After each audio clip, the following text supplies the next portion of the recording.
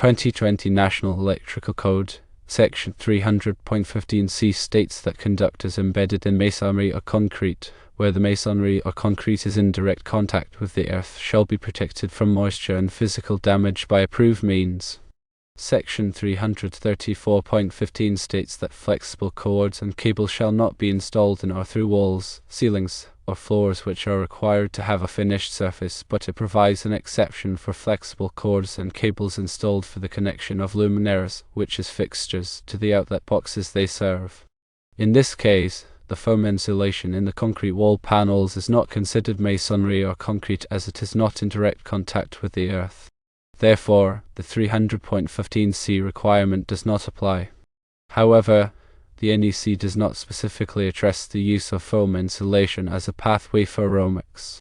The code does prohibit the installation of cables within walls that are required to have a finished surface, such as drywall.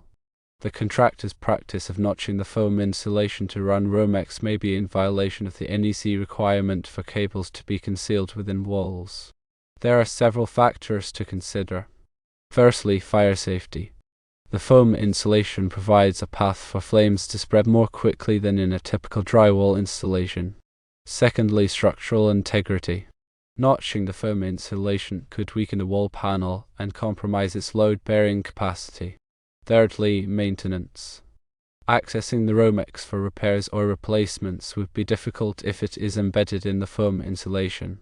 To ensure code compliance and maintain the safety and integrity of the wall system, it is recommended to consider the following alternatives. 1. Surface mount the Romex in the wall. 2. Use a different method for embedding the Romex within the wall, such as installing it in a conduit or routing it through pre-drilled holes in the concrete panels. 3. Consult with a local building inspector or a qualified electrician for guidance on the best practices for the specific installation. It is important to remember that local codes may vary from the NEC, so consulting with local authorities is crucial. It is also crucial that all work is performed by a qualified and licensed electrician to ensure compliance with all applicable codes and regulations.